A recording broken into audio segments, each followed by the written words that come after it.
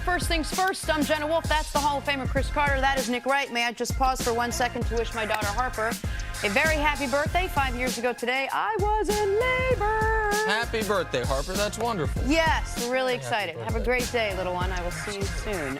She's watching. She likes to say your names. She calls out the names when the show starts, and then she goes Happy birthday. to do something else. A lot of quarterback news to discuss this morning. We're going to dive into all of it. Is Teddy Bridgewater on the trade market?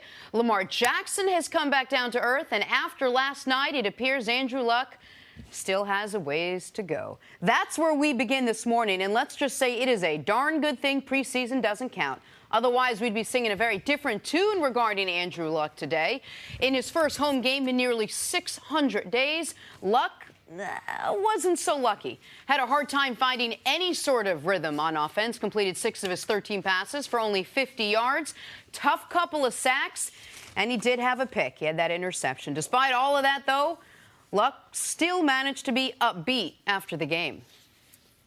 I'm very, very encouraged, both one by how I feel. I feel great, great, which is it makes me happy. But then, and two, the attitude of the guys, and then going out and playing football. I told someone after the game, I was like, "Ah, man, I'm sort of happy to have been sacked by Suggs and a legit sack." I was like, "Oh, I landed on my right elbow." It's sort of reminiscent of how I injured my shoulder a couple years ago, and I didn't feel anything, didn't give it a second thought. So I think that's actually a big deal for me, and being able to sort of lose that thought bubble, if you will, that thought cycle. Andrew Luck might have been the only one encouraged when he got sacked by Suggs on that tough shoulder there. CC, where does Andrew Luck's comeback stand after 2 preseason games now? Well, I was very encouraged because I know how tough the game is. I know how tough the league is. I know how tough it is to play quarterback. So if Andrew Luck hadn't been injured and he had played the way that he played last night or the previous week in preseason game number 1, I wouldn't be concerned at all. There's so many things about football that you only get better as far as practicing. I thought it was good that he was able to go against a defense in Baltimore that's going to be pretty good. I think they're returning 11 starters on their defense. They did not, after the intel from the defensive coordinator, they didn't go into this game, Baltimore, as a regular preseason game. They were going to blitz a lot. They were going to play a number of different coverages compared to other. So this test for me, for Luck, I thought was a good one. There's a couple things. One, he mentioned the sack by T. Suggs, and it was good because he gave us insight in on what a lot of athletes feel, but they don't tell us the truth. Hey, you're coming back from injury. Are you concerned? No, not at all. Don't think about it. No, Luck told us the truth. We all think about it, and it was nice that he was able to because it was a sack very, very similar to something he got hurt on before. And that's typically where you land on the elbow, the defender's holding your arm down, and then your shoulder subluxar comes up. So he felt very, very good after that. So getting through that, that's a huge hurdle for a returning athlete. I also saw in the red zone where he tried to force the ball in on 3rd down. That you can't simulate because in practice, the coaches will blow the whistle and be like, oh, he's out of the pocket. We're not going to put him in harm's way. But in the game, he was able to simulate, hey, there's a linebacker right there. Let me try to thread this needle. And the guy was like, no, this is NFL game speed. Let me show you. So the ability to be able to go at full speed, which he did have a failure and throw an interception, I'm fine with that. But getting sacked by Suggs and falling exactly the same way he was hurt a couple years ago, I think is monumental. So I thought it was encouraging. This game is tough. It's tough to play quarterback in the NFL, so I still like what I see as far as him being at the podium, still being enthusiastic, still having that rare smile that we see from quarterbacks after the game. Listen, the sack by Terrell Suggs on that play, I'm not going to hold that one against him because he also said we didn't play the clip, but that's a deep shot, slow developing play. It's 3rd and 7. You are going to need time for that play to work. He tried to roll out a little bit, and this is why, Terrell Suggs, as they said in the broadcast, he has 125 career sacks for a reason. The Colts also were without their starting left tackle. I think it was Jack Doyle tried to chip Terrell Suggs but did not do a great job of it. He comes around. The play, and everyone's focused on that and the interception. I agree with you also that what he said, it is encouraging. He can fall on his throwing shoulder that way and feel fine about it. But what was my biggest concern with Andrew Luck coming back? How much has he learned from being the most pressured quarterback over his first 3 years, being the most hit quarterback in the pocket over his first 3 years, about getting the ball out quickly? And his final play, and I think we were able to put a clock on it, the last play he took, I mean, league average is 2.7 seconds to get the ball out. I mean, he's at 4 by the time he's touched. Now, that's not a play people are focused on because he's not thrown to the ground. He's not injured on it. It's just he's in the grasp. But they pointed it out good from the other angle on the broadcast. He had his running back coming up open in the flat. You can kind of see it there. He had another option. That's the type of thing that Andrew Luck has to avoid. That's the play that was more concerning to me than the Terrell Suggs play, which is going to happen. He had ample opportunity to get rid of the football there and did not do it. Is that rust, CC? Is that just getting the feel of the game back to you, or is that just a fundamental flaw? I mean, we see guys play that way that have played without an injury. So we can make an excuse and say it's rust. It's part of playing the game. In that situation there that Nick talks about, too, it's third down a little bit longer. He's trying to – because everyone in football is like, get the ball out of your hand, get the ball out of your hand, get the ball out of your hand. But also, there's a certain play called that there might not be someone open. All right? There's offensive linemen that have to do their job. This blitz, they had a blitz right here. It was a zone dog where they brought 3 guys and they dropped 1 guy off of his left. So he was trying to make sure that he knew where he was going. And if he does throw to the running back, he's got to throw right over a 6'5" guy's head. So we just can't be too consumed with get the ball out of your hand, protect yourself, if there ain't nobody open, because other people have things to do. So we have to be careful in get the ball out of your hand in trying to run the offense. It's third down. You have to hold the ball sometimes a little bit for guys to be able to get down the field. I think when he runs with the football out of the pocket is more of a true measure of has he learned his lesson from what's happened to him in the past. Did you see anything, besides staying healthy, taking the sack by Suggs, did you see anything encouraging in the way he's throwing the ball and his velocity and anything in any other part of his game? Chris can speak to the throwing motion better than I can, but you talked about going into the first preseason game that's something you were going to watch.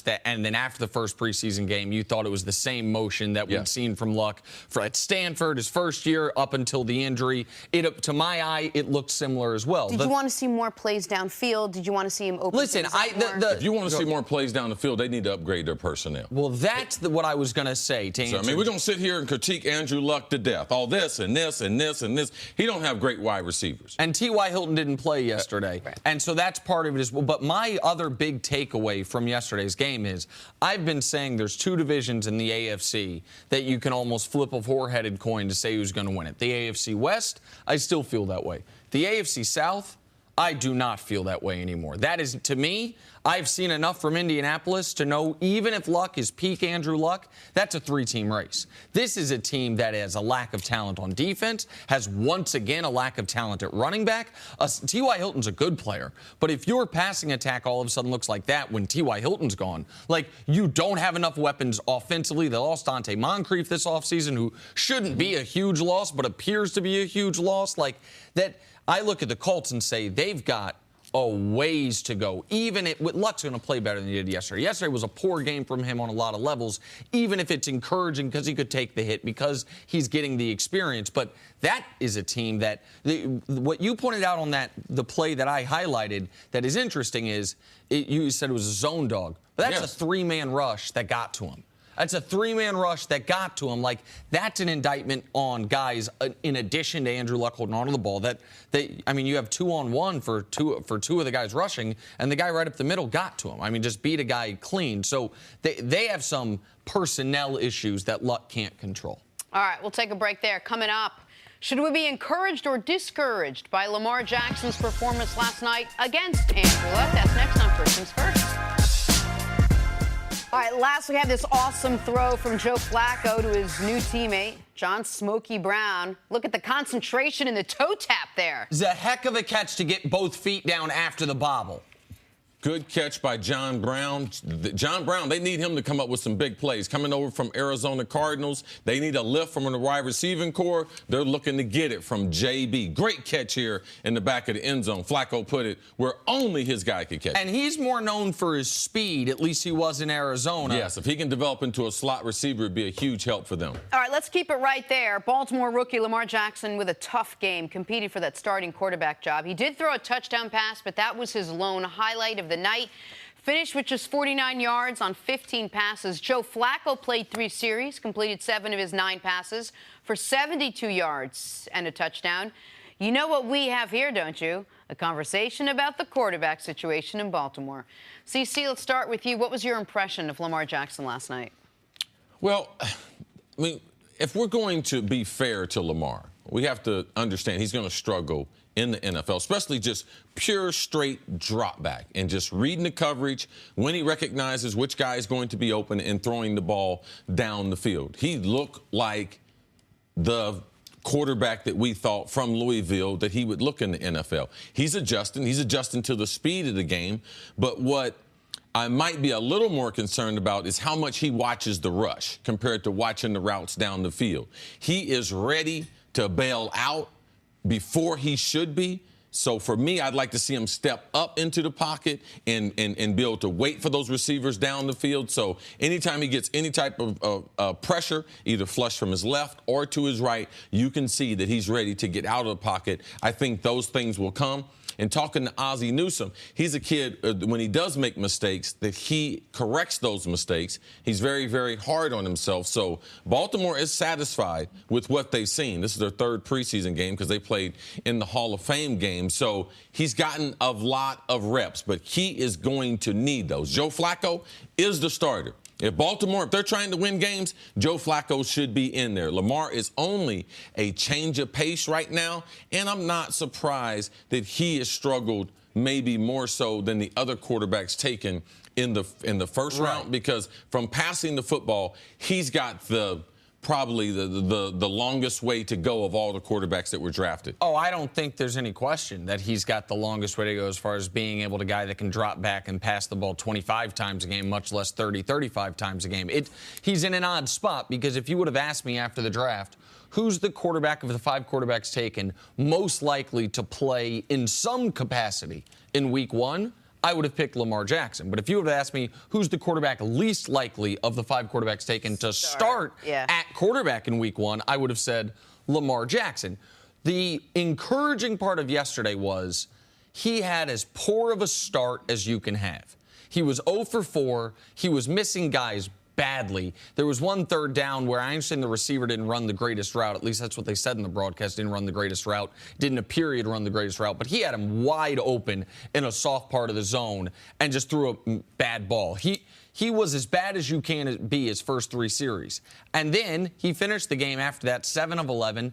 And the play he made, see, I know you're talking about bailing out while in the pocket on the rush.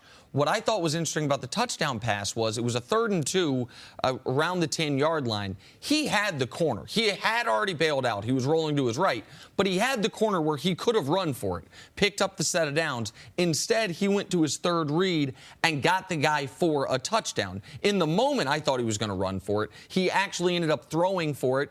If he would have run for it, it wasn't going to be a touchdown. It would have been a first down, but not a touchdown. That was encouraging, but it's going to be a lot of, oh, that's nice, mixed in with a lot of, okay, he is very raw throwing the football, and he's going to bail out more than the other guys because he's the best athlete of any of them. So he has more reason to believe that, okay, if I do bail out, it can still be a positive play, but we know long-term that's a good way to get hurt, and we haven't seen guys who do that repeatedly be high-level successful NFL guys. So that's interesting, this idea of pocket discipline as being one of the things he really has to focus in on. CeCe, how hard is that to teach a young guy? Because I guess your instinct when you are as athletic as he is to want to bail and run. But how hard is it to teach a guy to stay in the pocket? It's very hard to teach young quarterbacks who are very athletic because at every level they've been able to escape the pressure. The guys least likely to be able to tackle them in space are the guys on the defensive line.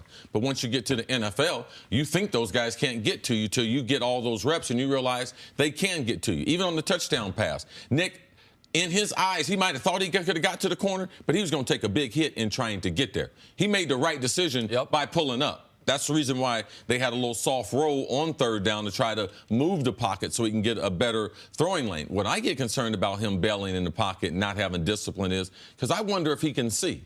Because I know guys who are challenged from a height standpoint, there are blind spots in that pocket. So I believe that Lamar, I know based on talking to other quarterbacks that are his height, they can't see. So if he keeps bailing out, when will he ever be able to trust his field, trust the route combinations, and be able to throw into those dark spots? Because that's what Russell did. He did it early. That's what Drew Brees did. That's what and they did that. And that's trusting early. Your guys and trusting you your have routes. to be able to trust the integrity of the pocket. That's what they call it. You have to know your left tackle is going to brush the guy past you. Your right tackle is going to stay a little more engaged. Guys on the line of scrimmage are going to either know you can get help from your center, double teaming one of the defensive tackles. Those are things that you will gradually understand and get a feel for and won't be in a rush. Because if you are going to leave the pocket, I prefer with him to leave in the middle of the pocket so he can have his eyes down the field compared to spinning, taking his eyes off the wide receivers, because then you can't throw the ball when your head's down. We saw Baker in his first preseason game do this at a much higher level than I would have expected any rookie quarterback to do, which is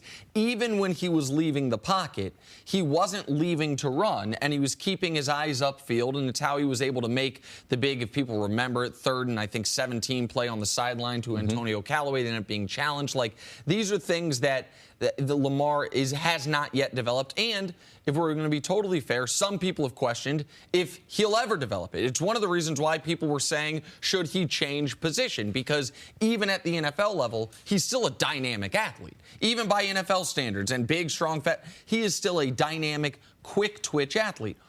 He said one thing really interesting after the game that I wanted to get your take on, which is he said he thought one of the reasons he had the slow start was he didn't take advantage of the time when Flacco was in there to keep his shoulder loose. Like, and I read it and I was like, that's an interesting thing to say. And I thought about it like, how many games in Lamar's life has he not been the starter? You know what I mean? Has he been on the bench at the start when someone else was out there?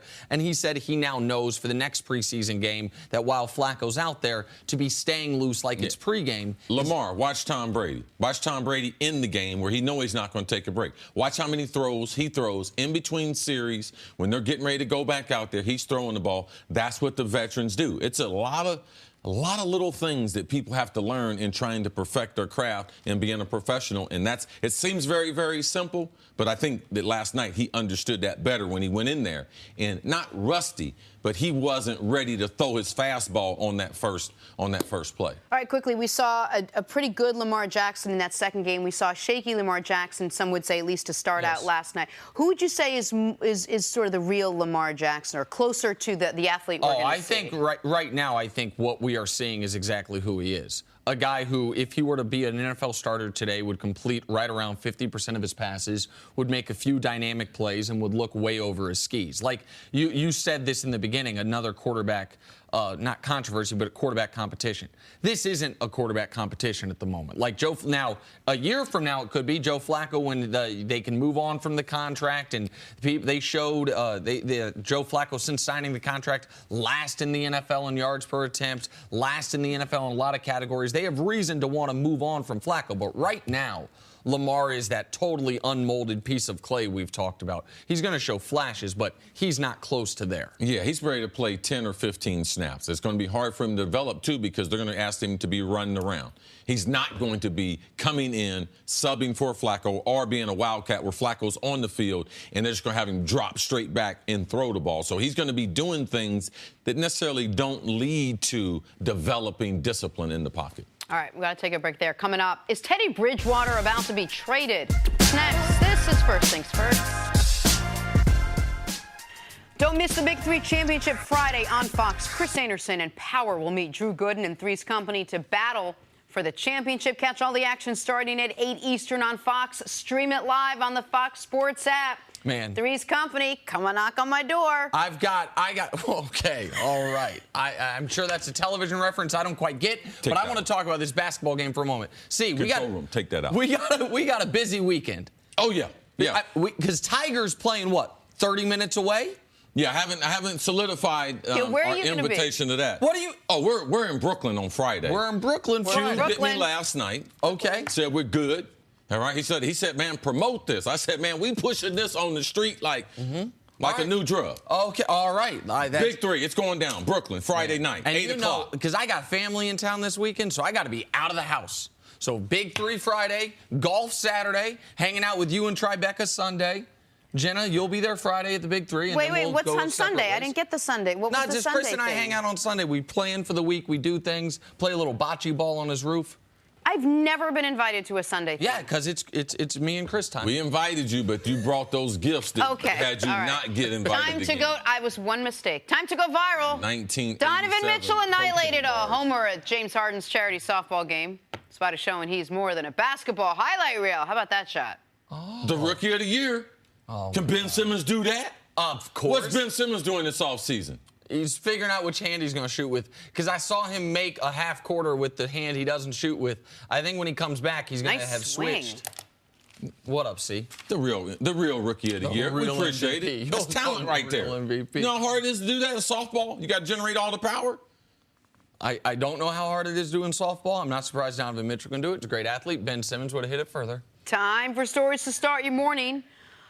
Monday Night Football, Andrew Luck was shaky. His backup was not. Jacoby Brissett, who sat behind Tom Brady and Jimmy G for a season, had a strong game last night, threw for 172 yards, completing over 60% of his passes. CC, what'd you think of Brissett's performance? Oh, he looks good. He looks good. But I've been on Jacoby. I've been on this bandwagon for a long time. Not only did I see him play in high school, great high school basketball player there for Dwyer in West Palm Beach, tremendous football player. Originally went to Florida, but Bill Parcells is mentoring him. All right? If I'm Indianapolis, I keep this kid. All right? This kid's going to be a starter in the NFL for a long, long time. He's got a big arm and is a good enough athlete that can move around in the pocket. And if a team tries to trade for Teddy Bridgewater, who I know we're going to talk about, and the Jets want too much, Jacoby's not a terrible second option. I was going to bring up the Parcells thing. The only time in my life I've ever had a phone conversation with Bill Parcells was you handed me the phone, and he was talking about this guy. Yes. And this was it was right after New England traded him, right when the show launched a year ago. And it was, I'm telling you, Jacoby Brissett, everyone's talking Jimmy Garoppolo. Jacoby Brissett's going to be a player in this league. I wasn't quite sure what he was talking about. We saw more of it last night. Thanks, Coach. I felt the same way when I got on the phone. I was the third one to get on the Parcells. phone. Bill Parcells. Big news for future Hall of Famer Adrian Peterson signed with Washington yesterday. Peterson had an up-and-down season in 2017, playing for the Saints and the Cardinals. CC, how does AP fit with Washington? Well, I'm happy for him. They need a running back. I mean, they need a running back bad. I mean, they lost Geis, the kid from LSU, that we're very excited to see them take over the running attack there. Can Gruden come up with a system where Adrian can rush the football? If you look at the greatest running backs in the history of the league, don't look at their last year if you want to see the best thing. The last year or two that they play, all of their numbers tend to suffer. So I expect him to suffer this year, just like he did in Arizona last year. So a couple things. One is last year in Arizona, he had 2 monster games. Yep. And 5 really, really poor games. Does he have 1 more monster game left? Maybe 2 more monster games left? We'll see. But also, I don't know if it matters to him, but he's just shy of 40 yards rushing from moving past Jim Brown and into the all-time top 10. And this is a guy who, I'm not better than Jim Brown, but he is one of the 10 greatest running backs ever. It'd be a nice career accomplishment for him. Yes. Lucky break for the Buffalo Bills. Turns out quarterback A.J. McCarron did not actually fracture his collarbone. That means he'll return to practice soon, according to reports. That being said, Josh Allen will start the 3rd preseason game. Nick, who do you think wins the starting job in Buffalo now that McCarron is back in the mix? Just real quick, listen, America and football reporters, I have a hard enough time getting my man across from me here to pay attention to any of these reports. If we're going to get the injury reports wrong, too, now, I don't know how we're going to do a television show. You need to get your injury diagnoses right. I think A.J. McCarron now can win the starting job. He can play in the 3rd preseason game. I don't think they wanted to start Josh Allen the first week of the season. Assuming he's healthy enough to play in the 3rd preseason game, I think he'll be the week 1 starter. I'm glad he doesn't have a broken collarbone, but I think they should go with Josh Allen. Talking to the coach this summer, they're very pleased with the way he's developed. And if you have a rookie that's that close to a veteran, you are better off getting the benefit of the reps of putting Josh Allen in the game. So, AJ, I'm glad he's not out for an extended period of time, but Josh Allen should be the answer week number 1 for the Bills. All right, finally, the Cowboys receivers have an interesting training method to help build hand strength. They carry bricks after practice from one end zone to the other. The bricks weigh 25 pounds, for those of you considering this as a training method. CC, how does this help receivers? Oh, this is great. The Dallas wide receiver coach, they've never done this drill before, but he came over with this drill. And what it does is allow your hand to become stronger, but also what people negate in thinking about wide receivers, they forget about the forearm, because a lot of times you're grabbing, not at the ball, but at other people's jersey, hands and everything. So your forearms get a lot stronger. Your ability for your grip pressure to be able to increase. It's really hard to do that besides squeezing something. So it's allowing you to carry these bricks, strengthen your hands, also strengthen your forearms. So it's a little small thing, but that's how you become great at the craft. So great exercise by the wide receiver coach who's new there in Dallas. How long they've been doing this, see? Something similar. I know famously Jerry Rice caught bricks from his dad, who was a brick mason or a bricklayer. He would throw them off the roof. Jerry would catch them when he was a kid, set them down. This is obviously a more evolved version of that. Yes, there's another version that we saw Odell doing where they drop the bricks and they catch them in their hands. So this is a good team drill to be able to do as a wide receiver coach or as a youth coach. Get you some smaller bricks or some rocks. You know, the kids always have some rocks around them and everything. But we've seen Odell and other guys where you don't have to walk with it and you can basically drop it and you still increase that overall grip pressure. Grip pressure is very, very important as far as catching the football in traffic in the NFL. And when you're doing something like this is because all the receivers lined up, and they did a bit of a contest. Who could do it the longest? Yes. Is that just a test of will more than a test of strength? Like Cole Beasley won it, and someone said it to me. I was like, Cole Beasley better win it. He has to win every drill that has to do with almost determination, because when you're that size, that speed, you've always got to be the guy who lasts the longest on those types of drills. What is that? Who's supposed to win those types of drills? The best player. The best player is supposed to be the best at everyone. That's what I've always done. I'm always going to be first. If they run 3 miles, they run 30 yards. Like, besides Randy Moss, like, I'm going to try to be first. And if they can't get me, if I can't get them because of the speed of it, I can hang in there longer than anyone else. So the best players, you're hoping that they're the best at these little things. That's the best example. Cole Beasley won it. There you go. That's our guy. Best rapper on the team. Best it might have something to do with gravity and stuff. He's closer to the ground or something. Like, it's something to do with gravity. Moving on, the Jets have themselves a surplus at the quarterback position, a sentence no human has ever said before. While Sam Darnold is trending to become the Week 1 starter, teams are beginning to inquire about Teddy Bridgewater.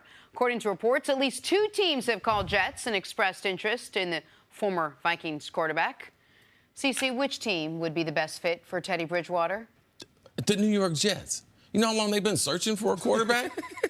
Like, what the, like, goodness gracious, like, Teddy is 25 years old. Why trade him? If people want him now, people are going to keep calling. People kept calling for New England, even though what Belichick said, I'm not going to trade Garoppolo. Oh, okay, we'll keep calling. Kyle Shanahan, ultimately, he got a phone call where Belichick called him. Quarterbacks are a commodity. If you have them and they're young, keep them. His value is only going to go up. And he's going to have to play some football this year. Even if they start Sam Darnold, he's not going to be able to make it through the whole season and not be injured. But they got McCown if they need an emergency quarterback. And so, look, haven't you seen Josh McCown play enough? I have seen Josh McCown play. So do you want to see him in the game? No, I think Teddy's better. I think right now Teddy's the best quarterback on the roster, to be clear. But I think they're going to start Sam Darnold. And I also think Darnold, McCown, Teddy, they're not competing for a playoff spot. So, like, maybe look at this from a slightly different perspective, as far as not if you're running the Jets and keeping him. If you're running another team, which of these teams should have the most interest? I came up with 4 teams. Tell me what you think. There's Jacksonville. Now, Jacksonville, I think, should have pursued him more this offseason. Jacksonville, I think, maybe already made their bed by giving Blake Bortles an extension. They didn't have to. And if you want to say Jacksonville made the AFC Championship game, they want to run it back, fine. But then there's Miami, there's Tampa, and there's Denver. Miami has Ryan Tannehill. We haven't seen him play football in over a year. This is the last year that his guaranteed money is so onerous on the team that they can't move off him. Next year, they'd be able to. Denver, we know they're looking for a backup, and when Case Keenum's your starter, with respect to our friend Jenna Wolf, you might also be looking for a starter. And in Tampa, they know Jameis Winston's not there for at least 3 weeks to start the year. Their plan is Ryan Fitzpatrick, who somewhat argues Josh McCown with a better beard. Like, those three teams, if I'm running those three teams, Miami, Denver, and Tampa, I'm taking the temperature on what it would take to get Teddy from the Jets. Okay, let's go by those teams one by one. Jacksonville, you can't bring Teddy there because they've been saying they weren't aggressive in the New England game. So they're going to be more aggressive with Blake Bortles during the season. So Blake Bortles is going to be playoff Blake Bortles during the regular season, like playoff Rondo. Next team, let's go Miami. You can't invest the type of money they've invested in Ryan Tannehill and bring in a guy who's been a successful starter and who's younger than you in Teddy Bridgewater. In Tampa, Jameis they don't know if Jameis is the quarterback of the future. Jameis is a lot better than Teddy, though. So you can't bring him there because Jameis might leave you, and then you're stuck with who? Fitzpatrick and Teddy Bridgewater. So your quarterback situation got worse. Denver is the only place that I believe is real.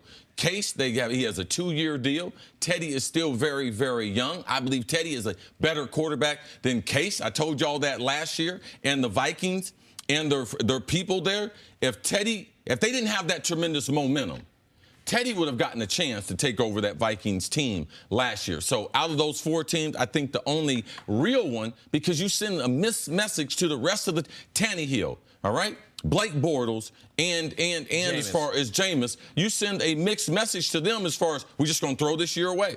But if you're the Jets, you don't even listen to offers? I mean, we're assuming, given what we've heard from the Jets owner, Sam Darnold is the guy. You have a guy who can at least come in. They've paid $10 million to in Josh McCown. You don't listen to offers for Teddy Bridgewater is a commodity, all right? And the Jets need to be able to fetch a good reward for that commodity. Why be in a rush? If you're able to resurrect Teddy's career in 2 preseason games, what do you think when someone else gets hurt? No one's even gotten hurt yet. Well, listen, I think if I'm the Jets before the trade deadline, before the year's up, the best return I'm going to get on my 1-year investment in Teddy Bridgewater is a draft pick, is a trade. But I agree with C in this regard. It does not have to be before the season starts. You can wait and see if there is a situation where a Sam Bradford type of injury, where a team all of a sudden is desperate, where a team all of a sudden will give more than they're offering right now. We haven't yet had a quarterback injury from a team that thinks they can contend this year.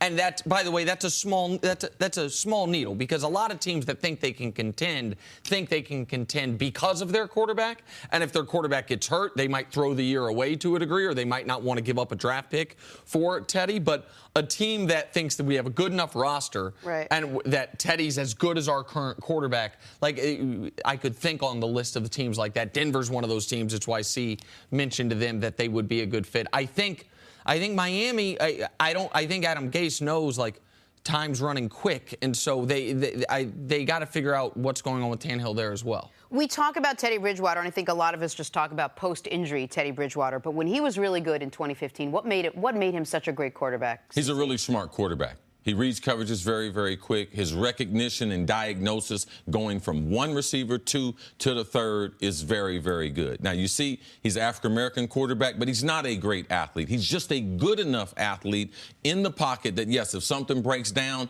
yes, he is not a statue in the pocket. But Teddy, it's about diagnosis, about his leadership. It's about a fresh face in the building, positive. Teddy's been a great leader no matter where he's been. He's played on some good teams. The Miami Northwestern team in downtown Miami, he led that team with a bunch of Division I players, led them to a state championship. Went to Louisville. We saw what he did with that program. The Vikings got them in the playoffs. They should have beaten Seattle. They had a playoff game won. Teddy drove them down the field. Misses a chip shot. Yeah. So Teddy Bridgewater, the only reason why he's not in Minnesota was that horrific knee injury, and because Case caught lightning in a bottle, and they had decided to move on to Kirk Cousins. Intelligence, leadership, and accuracy.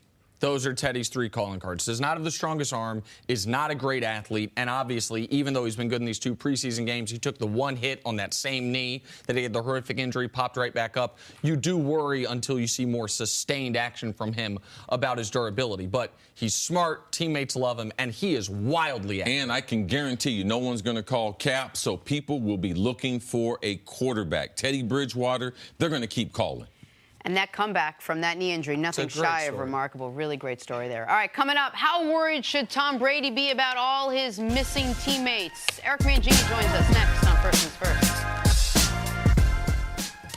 Back here on First Things First, former NFL coach Eric Mangini joins the show. Hey, Coach. Hi, Jenna. How are you? Good to see you, sir. No handshake today? Oh, see, I tried to stop the weird handshake. handshake. Oh, did See, you We're missed going it. to- No, I knew it. See, someone's got to give me a heads up when we're changing the game. I get made fun of for the handshake, but then I don't do it. Chris, you see how nervous his arm got? though? He's like trying to I hold was it going to in. see, is he going to say anything? He's big weird, He Coach. said something, and so I knew you. I got to knew get you the scouting missed that. report. Absolutely. Did we get to the bottom of that? We We've got got to a the bottom system. of it. Yeah, Coach He's going to needs stop his week handshake. number 8, looking at the schedule. Oh, you know what? As This is Coach's schedule, Drew. If you know anything about the Patriots, it's that they rarely worry about anything. Trailing in a game, no problem. Edelman out 4 games, no problem. Losing their first-round pick offensive lineman Isaiah Wynn for the season, leaving Tom Brady basically exposed, no problem.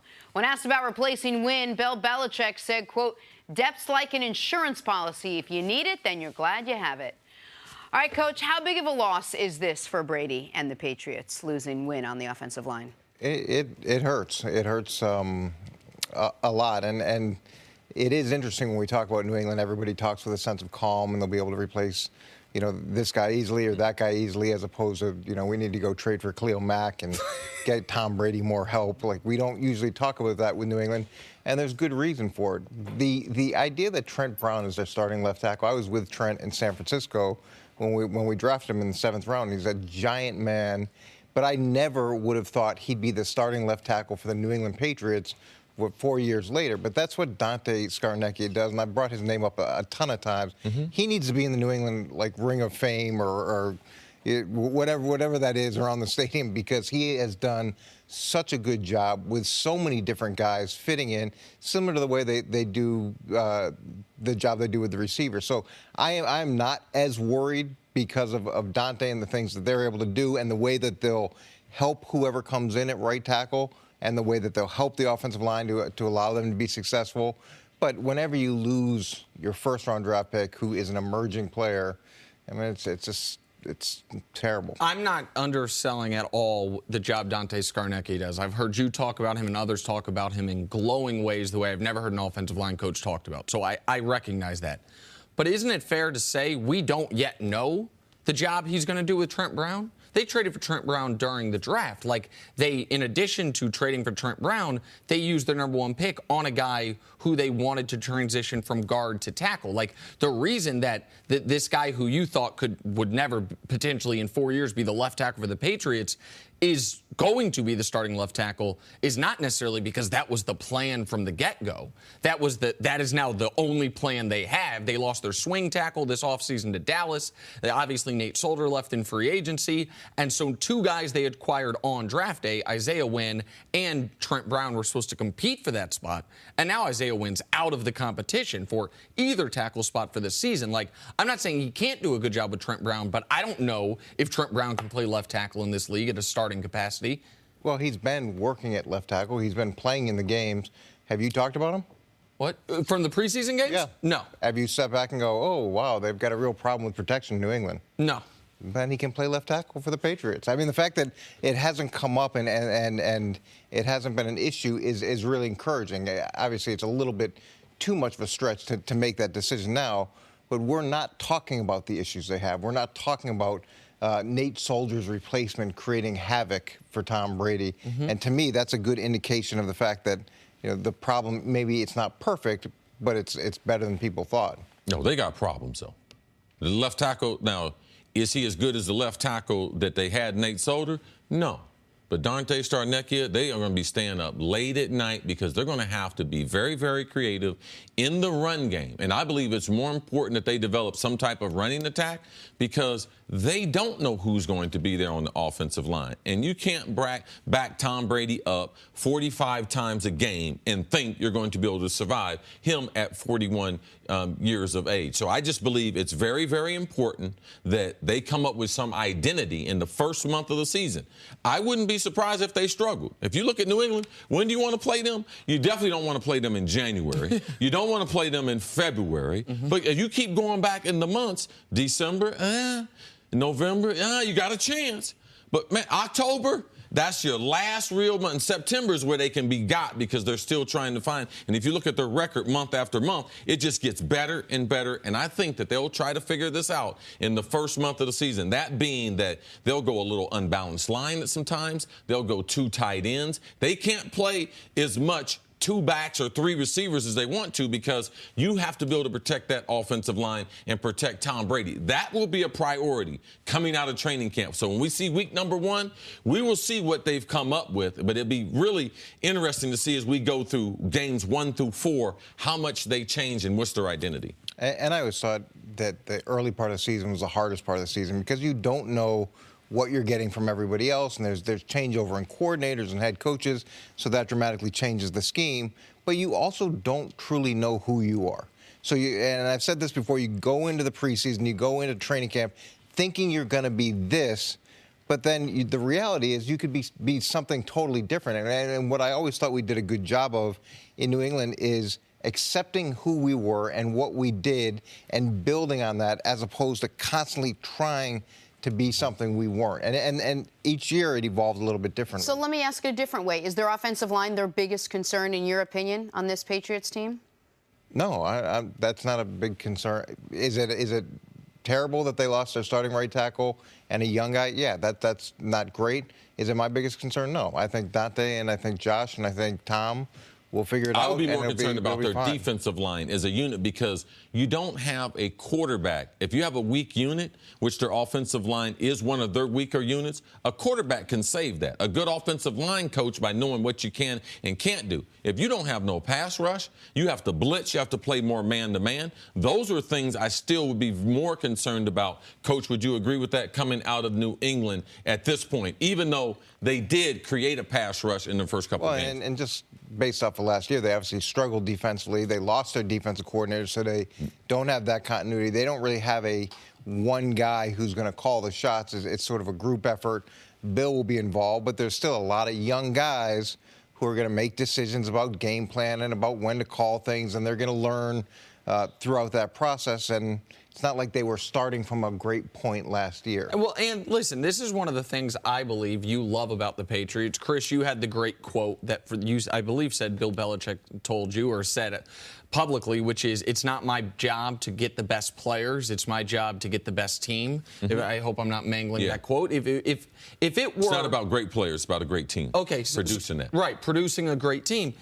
If it were any team other than the Patriots, and we did just a blind look at the roster, and we said, okay, their number 1 receiver left in free agency. What they got back for it was a draft pick who's now not going to play for them. Their guy who they thought was going to come in and be their number 1 receiver, he's suspended the first 4 weeks of the season. Their number 1 corner left in free agency. What they got for him was Jason McCourty. Like, we go down the list, right? They lost Dion Lewis in free agency. They lost Danny Amendola in free agency without bringing a lot of guys back in. I know in the running backfield they brought in Jeremy Hill. They drafted Sony Michel, but where they lost their left tackle in free agency, all these things, we would say, man, that team is not equipped to be nearly as good this year as they were last year. With New England, we don't have those. We have learned since they've won at least 12 games every year since 2010 that they will find a way. I do think Chris's point about the first month is a time to get them, and the fact that you make fun of me on the schedule grid, first 2 games of the year, Houston and Jacksonville. There's 2 things I know. Those are 2 teams with excellent pass rushes. Clowney's back as a full participant at practice this week. Watt, Clowney, Merciless the first week. Maybe the best front in football in Jacksonville, certainly in the AFC in week 2. That's a tough opening 2 weeks if you're in flux on the offensive line, when you also don't have Julian Edelman. Like, there are things there where there would be concerns, but it's not it's not a flashing red light like it would be for any other team because they've earned that benefit of the doubt. Yeah, they've earned that through the years, but also they don't have the greatest football coach ever. And that's what New England has in Bill Belichick. They don't have potentially the greatest player ever in Tom Brady. So typically, Gronk being out, Edelman being out, they got 12 back there. And 12 has been able to overcome all those things. I believe this is one of the more tough obstacles that they will have to overcome. And that would be losing Nate Solder in free agency and then now losing Isaiah Wynn, their first-round draft pick, early in training camp. And New England may lose household names, but then New England creates household names. And so there'll be a whole nother group of names, whether it's the receiving core, whether it's a young offensive lineman, who nobody knows right now, who people will know about shortly. And that's all based on the fact that they're able to go in, do their role in that system, and they win. And when they win, everybody's boat is risen up. Yeah, I didn't know Coach Mangini until he went to New England. Boom, just like that. And now we all know you. Stick around, Coach. Coming up, how worried should the Colts be about Andrew Luck next on First and Second? Back here with Coach Mangini. Coach, Indy fans waited with bated breath for the return of Andrew Luck. They would have loved the 2016 Luck. They would have settled for a pretty good 2018 Luck. They got neither. In his first home game in 600 days, Luck struggled, completed 6 of his 13 passes for just 50 yards, tough couple of sacks and an interception. Despite all of that, though, Andrew Luck still managed to be upbeat after the game. I'm very, very encouraged, both one, by how I feel. I feel great, which is, it makes me happy, but then and two, the attitude of the guys and then going out and playing football. I told someone after the game, I was like, man, I'm sort of happy to have been sacked by, Suggs and a legit, sack. I was like, oh, I landed on my right elbow. It's sort of reminiscent of how I injured my shoulder a couple years ago, and I didn't feel anything, didn't give it a second thought. So I think that's actually a big deal for me, and being able to sort of lose that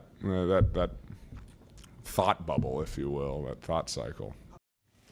Coach CC is questioning Andrew Luck's state of mind He reminds during me that of a press guy, conference. of one of my roommates and stuff when they came from High Street, and that's a street in Columbus where all the bars and everything are, but he had a little bout with some mushrooms or something there. That's what that guy Luck was. does have a great disposition. Has man. a great I loved disposition. getting sacked by Terrell Suggs. It was great. Best I was time happy ever. about it. It's all right. a great outlook on life. 2 preseason games now. Where does Andrew Luck stand? What do you think about his comeback now?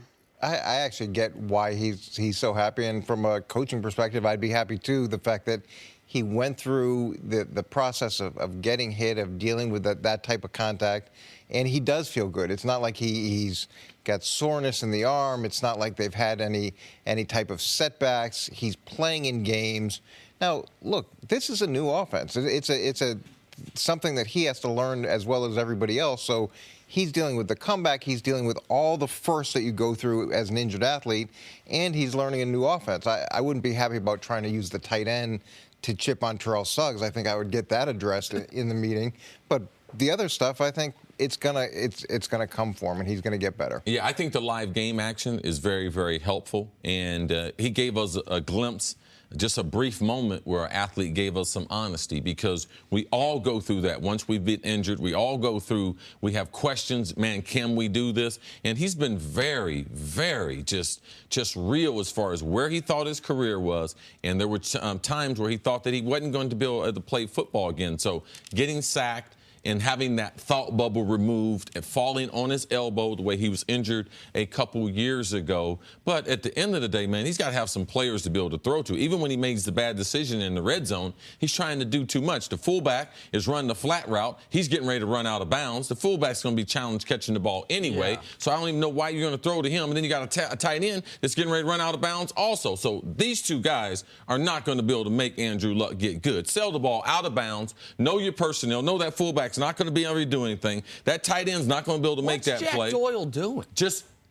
Just protect the field goal, protect the 3 points. So don't try to do too much in that instance. But I like the fact that he's able to get real contact. He's able to even make mistakes, because that play, coach, is blown dead in practice. So to be able to see how guys are reacting at real speed, I think it helps him, Nick. And he doesn't he doesn't need to do this. And I don't think he would necessarily do this in a regular season game. I think this is one of those plays where it is his first time having this extended exposure. He's trying to make a play. He's trying to see how well he can do that. This is a really poor decision that you don't typically see from him. One of the things, Coach, you've said that I've also said about Luck, which is one of the reasons he was the most hit and one of the most pressured quarterbacks while he was healthy was because of personnel, because of offensive line, and some of it was his own doing. Some of it was holding onto the ball too long, trying to make heroic plays when he didn't need to do that. I want to show the other sack he took, and you tell me what you see on it, because I see a guy who held onto the ball far too long. I mean, we had a clock on it. He's untouched until you get to the 4-second mark. Now, the clock runs a little late from where he's first touched, but he is untouched to the 4-second mark. To me, this is one of those times. Now, he doesn't get hurt. They whistle the play dead. They don't even take him to the ground.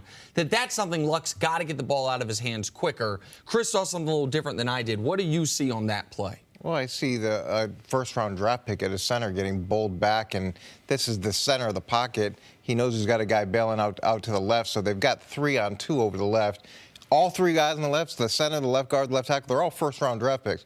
If I'm Andrew Luck, I would like to think that the center of the pocket is going to stay firm when I have three guys blocking two.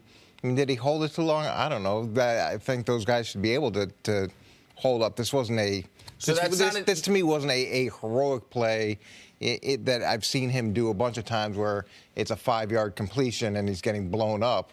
There was actually a hat for a hat there. Right, and you have to be careful. They had a little zone dog on him. They brought 3 off his strong side, off his right, and then dropped the guy into coverage. So he had to recognize that. They changed coverage on him. When you get flushed in the pocket, sometimes the best decision is not throwing the football, eating it right there and punting. Coaches teach us all the time, you will not lose games punting. But you try to throw over that guy's head, you get hit with your arm extended, that ball gets tipped, you get intercepted. This game is a lot easier when we watch it in replay. But watching it live and being in action, it's hard to make all the right decisions. He didn't make a bad decision there. So a lot of times with Andrew Luck, we're going to watch him now and be like, Andrew Luck, he needs to get rid of the football. So every time we're going to be like, throw the football, get rid of the football, don't run the football. Right. Andrew Luck is a football player. And a lot of the decisions that he had, now that he looks back on them and saying, you know something, I got to be available for the franchise. But he is still a football player, and his overall toughness, that's the reason why people thought he would be one of the all-time greats. All right, if you taking away the hit that he took and the fact that he came out healthy, which obviously was the number one priority, what else did you see from Andrew Luck? What did you take away? Was there anything you saw that you're like, all right, I could see the remnants of who he was and who he could be this season? Yeah, he hasn't played in a long time, and for quite a while during the preseason, he was throwing with like an undersized football, and we didn't know when he would be in pads. Then he finally took some practice. All these things are big accomplishments, and they don't seem like big accomplishments, but after losing all of last year and after having the injury either misdiagnosed or mistreated, these are great steps. And every time that he goes through a week and he's not overly sore, he goes through the week and he starts understanding the offense. Yeah, you keep checking those boxes. They've got a real chance. And I know I had heard you earlier saying this to you, the Colts weren't a contender. But if Andrew Luck plays like I expect him to, they got a chance to play with anybody. Well, listen, I know you're not a big fan of if a quarterback is one of the elite quarterbacks, one of the top-paid quarterbacks, talking about the personnel around him. And so I know that's one of your pressure points. I just look at the personnel around him and I say, okay, I know T.Y. Hilton wasn't out there last night. But even if he was, how good are his receivers? When's the last time... If it was the last time Andrew Luck had an above-average running back when he was at Stanford, because he doesn't have it this year, at least no one that we know of, who is the biggest defensive playmaker on the Indianapolis Colts? Is it Malik Hooker? Because Malik Hooker's a fine player, but if he's your best of your 11 starters, that means you don't have a great defensive player, much less a great defensive team. And so I look at the AFC South for a long time has been the weakest division in the conference, one of the weakest divisions in football. I don't think that's the case anymore. Not with Houston coming back healthy, Tennessee being a playoff team, and Jacksonville being a team who won the AFC Championship last year. I just don't see the personnel around Luck, even if he is the Luck of a few years ago. But you've got 3 number 1 draft picks on your offensive line. Yep. Okay, they should help with the running game. They should help give Andrew Luck time to allow receivers to get open. And you only have limited resources. They've spent a lot of resources on that offensive line. That should improve those other areas. In terms of the defense, there's a new defensive coordinator. Everything is new. He's dealing with that component of this as well. A new system, a new approach, all those different things. We're going to have to see how that plays out. The one thing that I see, too, is Andrew Luck has a lot of confidence in who's coaching him. And Frank Wright, they have a great relationship. You could hear that in the telecast last night. And also, he has confidence in the organization and the medical staff. That's not something that he had last year. So it's not always just X's and O's. It's not always did I get sacked, did I throw to a back, to a check down, did I read the coverage. Andrew Luck has confidence in the people that have control over his life, and that's a great thing for the Colts and for the NFL. Thank you for listening to the First Things First podcast. Remember, leave us a review and tell us what you think. Subscribe to the podcast on Apple Podcasts and catch us on FS1 Monday through Friday, 6:30 a.m. Eastern. For Chris Carter and Nick Wright, I'm Jenna Wolf. So long, everybody.